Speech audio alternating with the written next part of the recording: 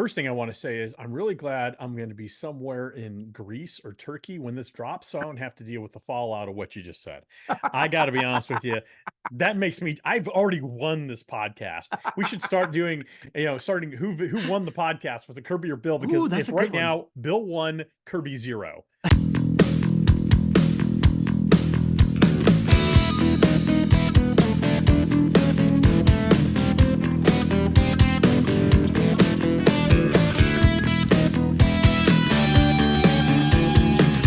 That's right.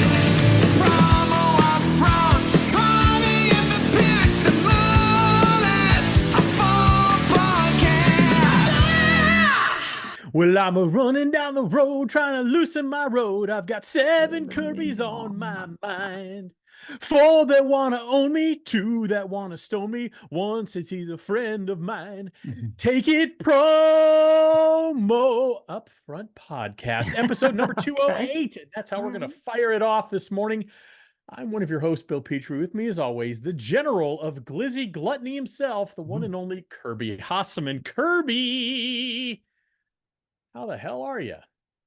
I think I'm all right, man. I think I'm all right. Just trying to, just keep things going. And during this summertime, which is always a little bit of a different time of business, but I always enjoy it because we get to get outside, do some fun stuff outside. So I'm doing well, man. How about Yeah. you? Great. I'm doing great. This is episode 208. And again, I think people know I'm on an extended vacation. Mhm. And so we're recording these in advance, which we generally don't do. And so as we record this, it is June 12th. Kirby and I will not record again for almost a month. We're not going to So record weird. again till like July 2nd or 3rd. It's the first time we've had a break from recording every week because generally we'll take the microphone with us. So it's kind of interesting for us. I wonder if we'll even remember who we are at the end of this. So we're making some changes here, at least in the short term. And Kirby, that gets me to thinking, as Mm. things often do. We talk about changes all the time in the promotional products industry, from big distributor moves to supplier consolidation. Man, it's hard to keep up with it all. And frankly, that's why I'd like to start the podcast today to talk about something we don't talk often enough about in our industry, and that is stability. Mhm. Like I said, with all the things and changes that happen on a regular basis, it's just as important to talk about companies that are established, stable, and strong. And that's why I'm so thrilled to talk about our pals over at Shepenco today. For over 90 years and 4 generations of family ownership, Shepenco has genuinely cared about the success of their clients. That, my friend, is the definition of stability, isn't it? It is. And I think the other definition of stability is their product is always where you need it to be. For example, this pen that I'm holding right now that I have at my desk all the time, it writes really well. And, I think that adds stability to the brands, to the people that we're selling to. So Shepenco, it's one of those things where it doesn't light up. It doesn't, it isn't always the sexiest product, but it's super functional. And that's what I like about it. Kirby, once again, I can't believe it, but you've done it again. Another point, Kirby, since they only sell through promotional products distributors, Shepenco is dedicated to doing more than delivering quality merchandise at a fair price. They go that extra mile to ensure every distributor project is a resounding success. It's the right way to do business, and that is how you continue to be stable and strong heading into the next 90 years. So the bottom line, Kirby, Shepenco, much like you, has stood the test of time. The experience, products, and the people are absolutely the best. So head over to shepenco.com to start your next writing instrument project today. All right, Kirby, episode 208. Yep. As this drops, it's June 28th. So we're almost at the July 4th holiday, which is always kind of Nice. the traditional midpoint of summer. You have the honor of having the upfront Mhm. section of the podcast today. Let's not waste any time. Let's get right to it. Okay, cool. I never know where that's going, so I appreciate I know. That's the why I like brevity. it. Yeah, Keeps you off balance. yeah. So this topic, I think this is a promo upfront topic because I'm going to relate it back to the industry. And I was reading, just like we do, you catch up on articles, you're on LinkedIn, you're on, different places where you take in content, you try to learn, all that sort of thing. And it occurred to me that it feels like there's 2 different things that media companies are doing. Okay. One of them is sort of reporting the news, and sometimes they're creating conversation. Mm-hmm. And I remember I was reading this article and I was like, well, and I don't even remember what the article was, but it was a article where I was like, oh, this isn't actually news. They're creating this conversation, right? And it got me to thinking about our own media in promo. PPAI and ASI are the two that come to mind, kind of at the time. That's what I was thinking of. And at the moment I was thinking, I kind of feel like that these two organizations have both of them do a little bit of both, but in my brain, ASI reports more and PPAI has taken the crux of creating more. And what I mean by that is like with this PPAI 100, with the online 18, they are creating conversation around the industry. ASI does that too with their Power 50. I get it. And so it was I was like, I wonder if that's intentional. And I feel like it is. I feel like, at least from a PPAI perspective, from the outside looking in, I have no inside baseball on this, but I feel like they are I'm sure they're working to report the news, but they are creating conversations around the industry that we want to create. So the question for you, Bill, is A, do you agree? And B, which do you think is the more important job for a media company? Okay. First thing I want to say is I'm really glad I'm going to be somewhere in Greece or Turkey when this drops, so I don't have to deal with the fallout of what you just said. I got to be honest with you. That makes me, I've already won this podcast. We should start doing, starting who won the podcast. Was it Kirby or Bill? Because Ooh, that's if a good right one. now Bill won, Kirby 0. I think we actually should look at doing that down the road. I'm not kidding. Yeah. Okay. To answer your questions though, Kirby, No, what I just I said. do think both sides report the news and both sides create conversations. I think both of them have this is where I'm going to push back a little bit. Okay. I think both do a great job of being very clear about this is news. This is a press release. Sure. This is a story about an in-depth story. This is a profile, whatever it is. Or this is opinion based. This is a ranked list. They're very intentional about making sure we're not presenting it as news. In my mind, I don't see blurred lines, and I think that's where the real challenge comes when it's like, is that news or is that just Yeah. are you just doing clickbait? And can I clarify something real quick? I don't know that I was viewing this as a negative for either of them. Okay, so I didn't mean to take a shot. If that's how it came off, that was not my intent. I was just like, I feel like when it's intentional, great. But go ahead. I'm sorry, but I wasn't taking a shot. I don't think you were. I just think if some people are, what is a podcast? People don't watch a podcast. They're doing something else while they're listening to it. So they might hear little bits and pieces. I don't think you were taking a shot at all. But I do think, when you look at traditional media outlets, not ASI or PPAI, there is a very blurred line sometimes. I think that's fair. Is this news or is it just entertainment type news because we need ratings? I think both ASI and PPAI do a really nice job of having a pretty clear line of demarcation of this is news and this is opinion based to get viewership, and that's fine. I agree with you. I think it's fine. Your question of who does it more, I think you said. I just mean, which one of these is it? Reporting the news or is it creating the conversation? Which is more their job? That's what the question was. I think both of them, their main job should be reporting the news. That's what the main job should be. In fact, if I had to go even further, that's a very quick, trite answer. Let me answer it more specifically. I think it's PPAI's job from the media department to really report the news and make sure it's out there. They're the industry trade association. ASI has taken on the role of reporting the news, but they're a for-profit company. So to me, there's a little bit of a difference there. Again, they both do the news reporting and the opinion-based fun stories to get readership very, very, very, very well. I do think, though, if you're going to put, make me pick, I think it's really PPAI's responsibility as the industry nonprofit trade association to focus on news with some opinion-based or, some list-based things like that. And ASI, that's up to them.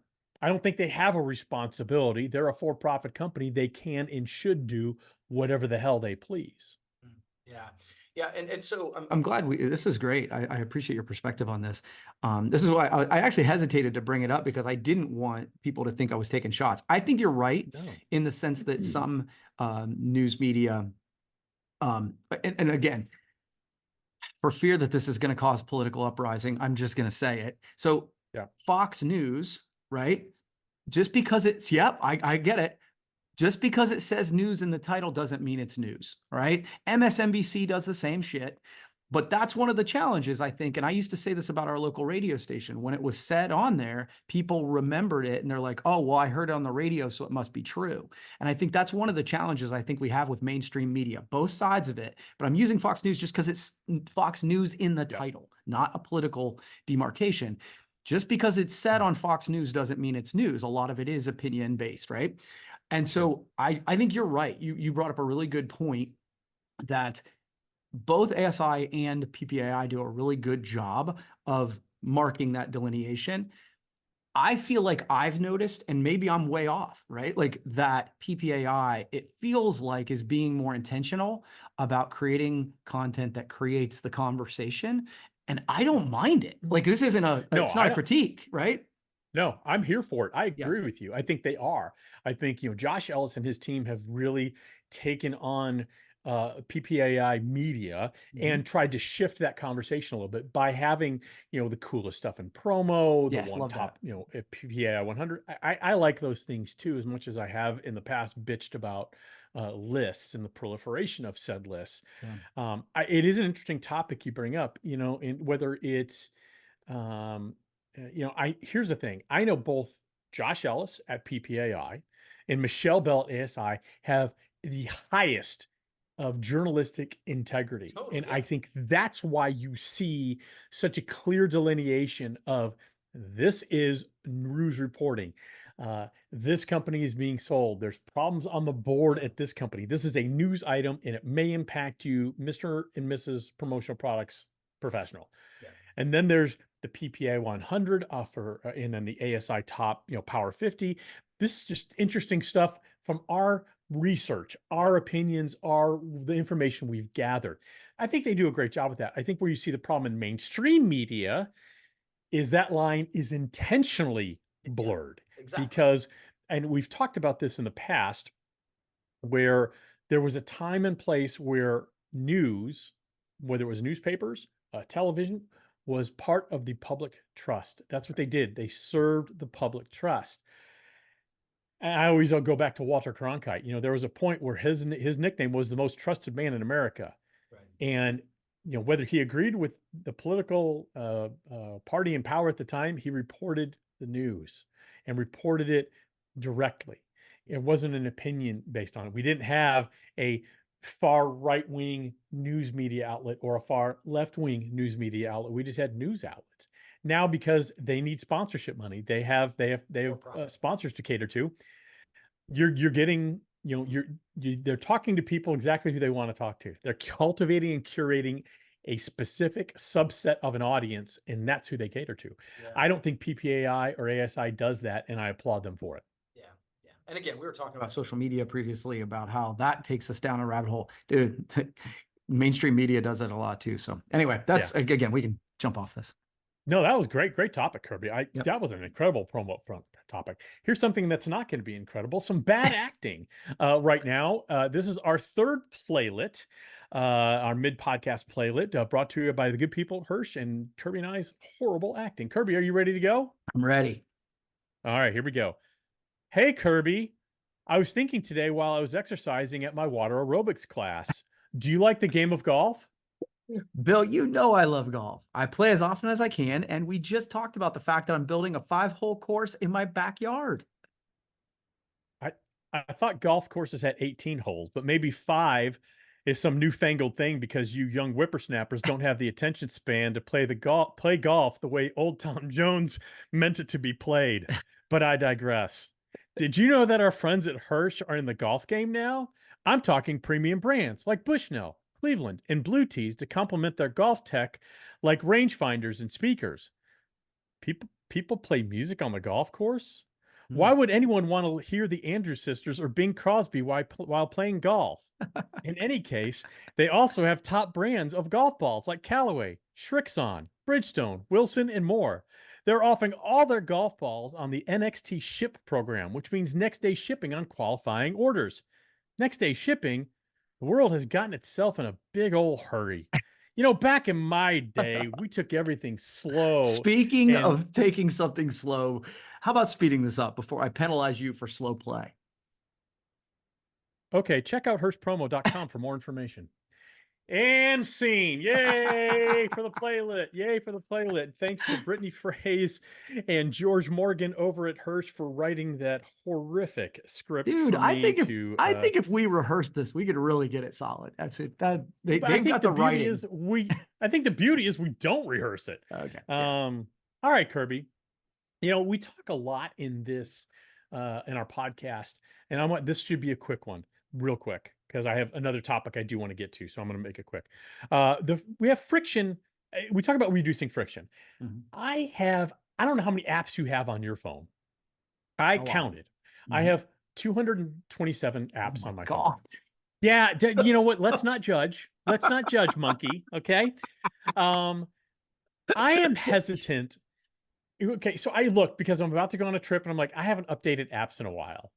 The reason I know I have 227 apps on my phone is because I have 227 apps that need updating. And I'm hesitant to do that because many times it messes, and I mean negatively messes with my user experience. Yeah. Things start changing, things start shifting. How do we make that better? How do we make that? Because it's not a phobia. It's not like phonophobia, which we talked about last week, which seemed like 10 minutes ago. You're right. It's not that, but I mean, how do we make that experience better? Do you experience that same type of tension I do when it's time to update your phone apps, or is it just me No, and well, my because old man? I don't have 208 apps, so maybe that's partially why. 227, Kirby.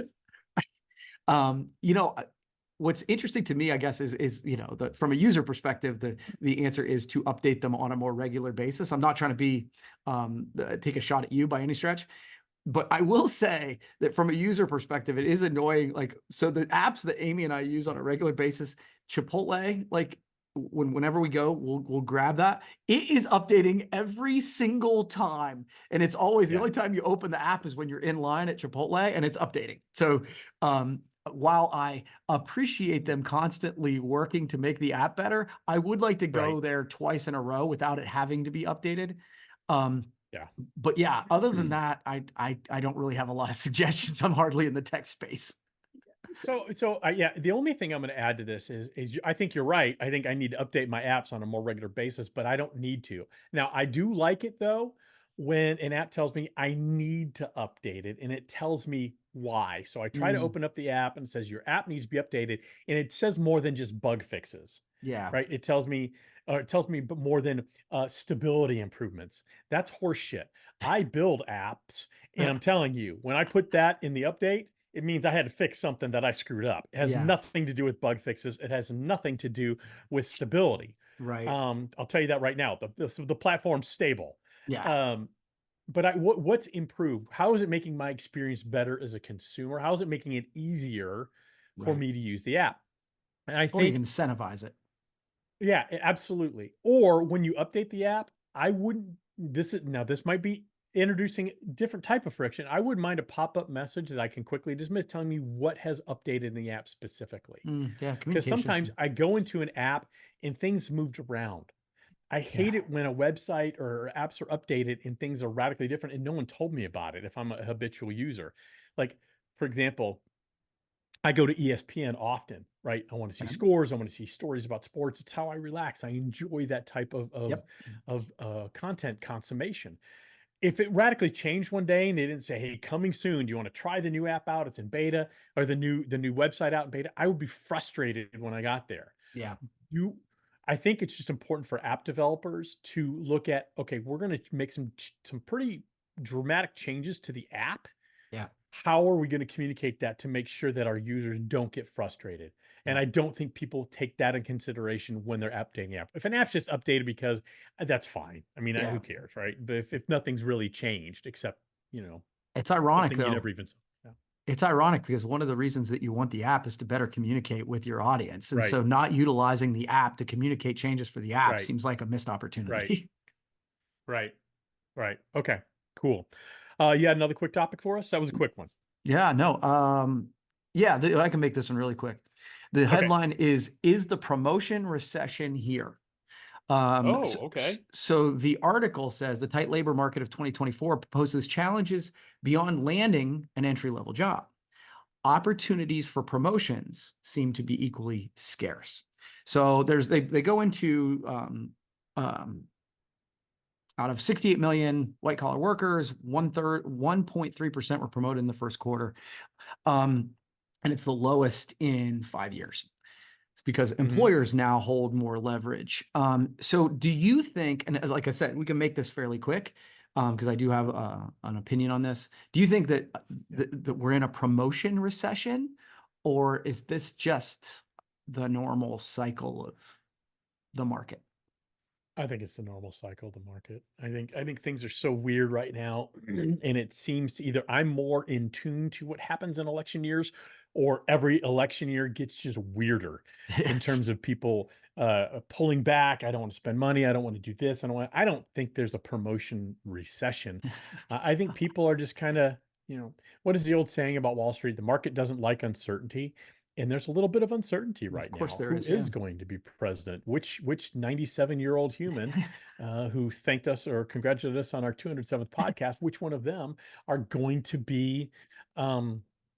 Which one of them are going to be president? So I think because of that uncertainty, I think that's why you're seeing recession-like behavior.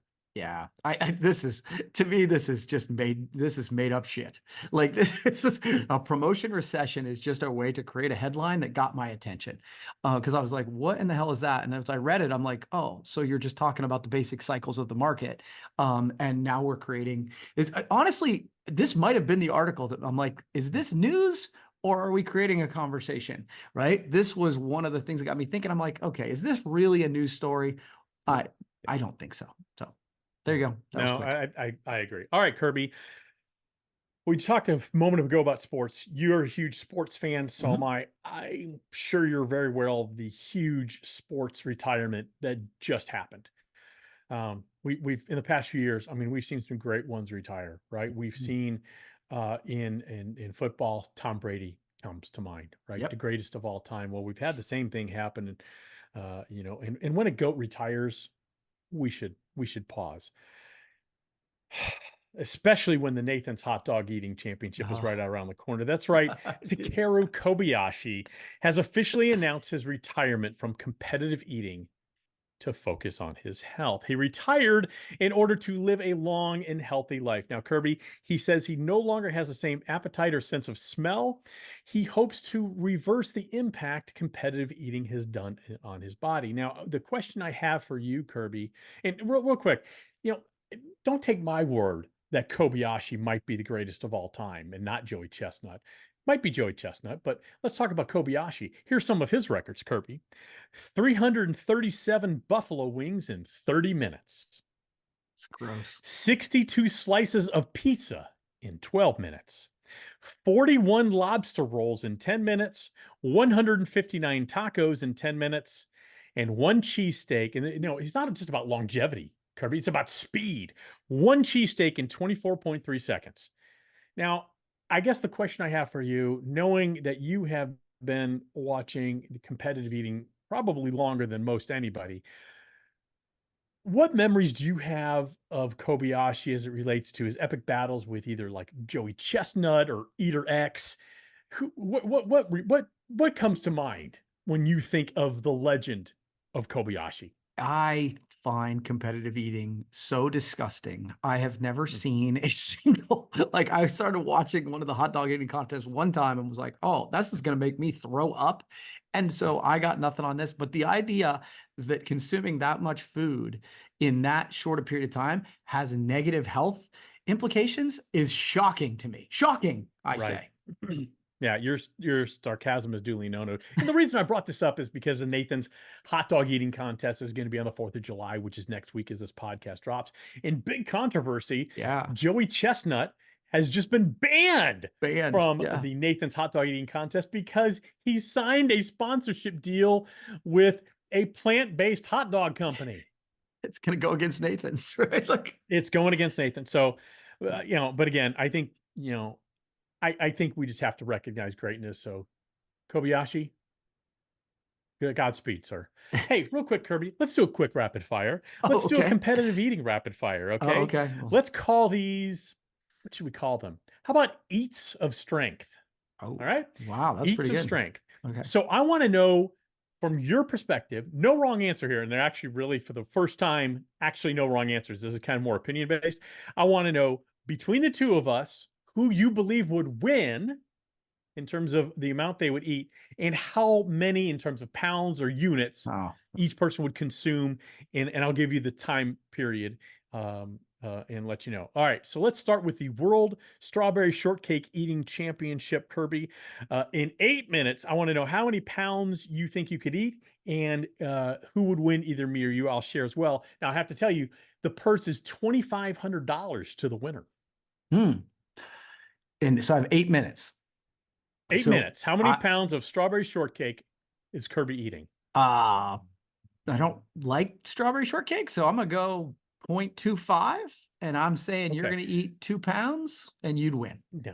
No, I'm gonna eat a half a pound because of the diabetes, but I'm Oh, still winning and I'm taking home my $2,500. All right, Kirby, World Rib Eating Championship. $2,000 to the winner. You got 12 minutes. How many pounds of ribs is Kirby consuming? 12 minutes. I'm gonna go 2 And I'll tell you, pounds. I'm sorry, let me Yeah. back up. The strawberry shortcake, the record is 22 pounds, by the way.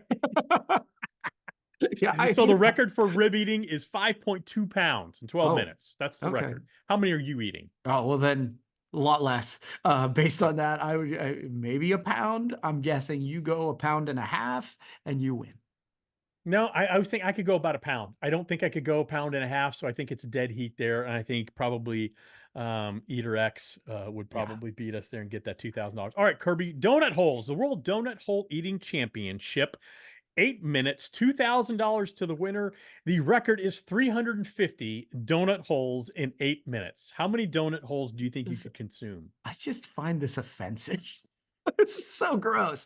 I'm gonna say, how many minutes? I'm sorry. 8 minutes, Kirby, for donut holes. And you got to keep them down, right? Like I assume that's that's the thing. Yeah, anything that comes back up does not count towards your number. yeah. It's I 24 don't want to be the for person that has to me. count that, by the way. Yeah, 24 for me, 20 for you because of the diabetes.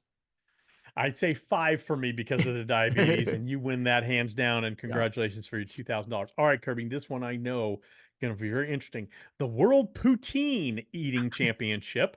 If you know what poutine is, it's gravy it's French fries covered with gravy and cheese curds. And how many pounds of poutine are you eating in 10 minutes to get that $5,000 prize? Kirby, the record is 28 pounds of poutine in 10 minutes. I picked the wrong time to start eating better. My stomach, I think, is shrunk. In that amount of time, maybe I could, against you. Yeah, maybe a pound and a half. Yeah. I don't know. I think I keep forgetting about the diabetes. So I'm gonna go a pound for you. I don't think I could eat that many. I think I don't think I eat so much. I eat so much differently than I used to, and I eat less, but more. I eat more frequently, but less in the same small periods. I don't think I could get more than 0.75 pounds down without feeling my blood sugar going through the roof. So we're going to go with Kirby winning that $5,000. Now this is probably the one I'm a little uncomfortable with, Kirby. In 8 minutes, let's travel to the Eating Uranus Fudge Galactic Championship, where it's $2,500 to the winner. I would like to let you know that the record is eating 13.5 pounds of Uranus fudge. Now, to be clear, Uranus is a city in Indiana in which this is held. So maybe that takes the tension out of it. Maybe it adds to the tension. I don't know. But Kirby, I would like to know how much of Uranus fudge would you be eating in 8 minutes to win that $2,500? Yeah, I'm just never gonna visit Indiana again, I think, based on that. So Well, I it's think, a dark place. yeah, I would lose it. I would lose it. So I don't think I don't think I'm your eating champion. I'm gonna go half a pound. I don't know.